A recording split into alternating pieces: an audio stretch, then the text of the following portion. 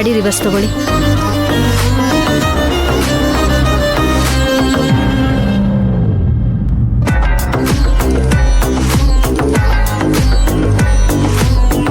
ರಮ್ಯಾ,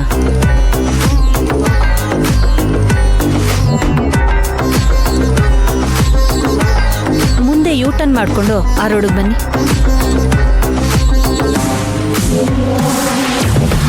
ರಮ್ಯಾ, ವಿರಾಟ್ ಸಂಪನ್ನೆ ಮದ್ವೆ ಆಗ್ತಿದ್ಯಾ?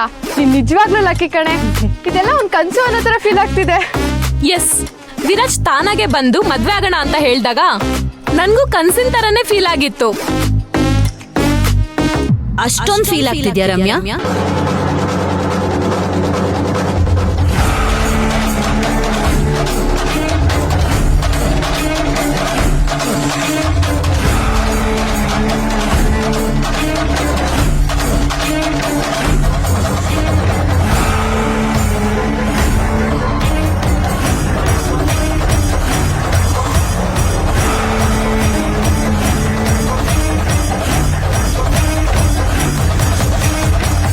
ರಮ್ಯಾ, ನೀನಿಲ್ಲಿ ಏನ್ ಮಾಡ್ತಿದ್ಯಾ? ನಾನು ಆಫೀಸಿಂದ ಮನೆಗೆ ಹೋಗ್ತಿದ್ದೆ. ಸಡನ್ ಆಗಿ ನಿನ್ ನೋಡ್ದೆ, ಅದಕ್ಕೆ ಬಂದೆ. ಅದ್ ಸರಿ, ಏನಿದೆಲ್ಲ ರೋಡಲ್ಲಿ? ಅದ್ ನನ್ನಿಷ್ಟ. ನಿನ್ ಮನೆಗ್ ತಾನೇ ಹೊರಟಿರೋದು. ನಿನ್ ಮನೆ ದಾರಿ ಆ ಕಡೆ ಇದೆ. ವಿರಾಜ್ ಡಿಸಿಷನ್ ಇಂದ ಅಷ್ಟೊಂದು ಬೇಜಾರಾಗಿದ್ಯಾ? ಬೇಜಾರಾ? ಅವ್ನ್ ಡಿಸಿಷನ್ ಕೇಳಿನೇ ನಾವ್ ಈ ಪಾರ್ಟಿ ಮಾಡ್ತಾ ಇರೋದು. ಈ ಮದ್ವೆ ಆಗಕ್ಕೆ ಇಷ್ಟ ಇಲ್ಲ. ನಿನಗೆ ರಮ್ಯಾ ಜೊತೆ ಮದ್ವೆ ಬೇಡ ಅಂತ ಅನ್ಸಿದ್ರೆ ನನಗೂ ಬೇಡ. ಕೈ ಮುಗ್ದು ಕ್ಷಮೆ ಕೇಳೋ ತಪ್ಪು ನಾನ್ ಮಾಡಿರೋದು. ಬೇಜಾರಾಗಿಲ್ಲ ಅಂತ ನಾನ್ ಸುಳ್ಳು ಹೇಳಲ್ಲ ಅಮ್ಮಮ್ಮ. ಆದ್ರೆ ಅದಕ್ಕೆ ನೀವು ಕ್ಷಮೆ ಕೇಳೋ ಅಗತ್ಯ ಇಲ್ಲ. ನೀವು ದೊಡ್ಡವರು.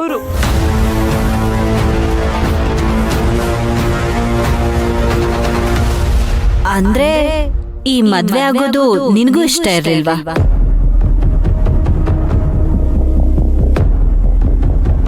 ವಿರಾಜ್ ಮದ್ವೆ ಬೇಡ ಅಂದಿದ್ ಕೇಳಿ ನಿನಗೂ ಖುಷಿಯಾಗಿದ್ಯಾ?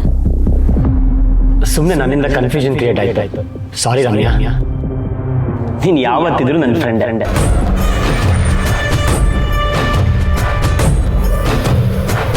ಹೇ, ನೀವು ಕನ್ಫ್ಯೂಸ್ ಆಗಿದ್ದೀರಾ. ವಿರಾಜ್ ಮದ್ವೆ ಪ್ರಪೋಸ್ ಇಟ್ಟಿದ್ದಾನೆ.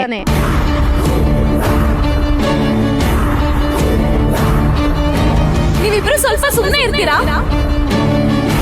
ರಮ್ಯಾ, ಇವರೆಲ್ಲ ಏನ್ ಹೇಳ್ತಾ ಇದ್ದಾರೆ? ವಿರಾಜ್ ಪ್ರಪೋಸ್ ಮಾಡಿದ್ನ, ಅದು ಇಷ್ಟೆಲ್ಲ ಆದ್ಮೇಲೆ? ಯಾವಾಗ? ಪ್ರಪೋಸ್ ಮಾಡಿದಕ್ಕೇನೆ ನಾವಿಲ್ಲಿ ಡ್ಯಾನ್ಸ್ ಮಾಡ್ತಾ ಎಂಜಾಯ್ ಮಾಡ್ತಾ ಇರೋದು. Just shut up. ನೀವಿಬ್ರು ಇಲ್ಲಿಂದ ಹೋಗ್ತೀರಾ? ಯಾಕೆ? ಪಾರ್ಟಿನ ಮುಗ್ದೇ ಇಲ್ಲ. ಈಗ ಮುಗೀತು, ಹೊರಡಿ ಇಲ್ಲಿಂದ.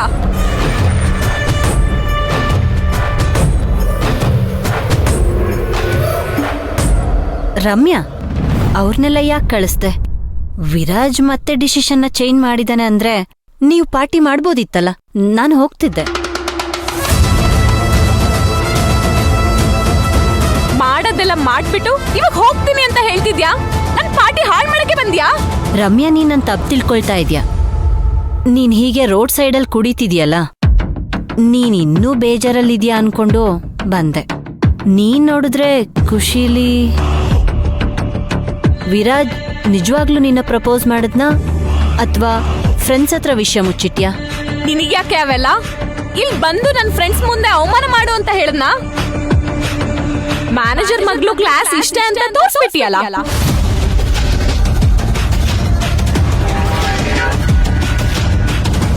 ಇಟ್ಸ್ ಓಕೆ ರಮ್ಯಾ, ಇವತ್ ನಿನ್ ಮಾತಿಗೆ ನಾನು ಬೇಜಾರ್ ಮಾಡ್ಕೊಳಲ್ಲ.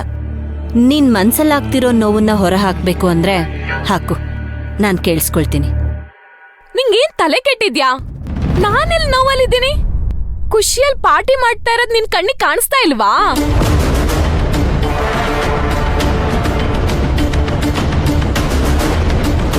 ನಂಗೆ ಅರ್ಥ ಆಗುತ್ತೆ ರಮ್ಯಾ.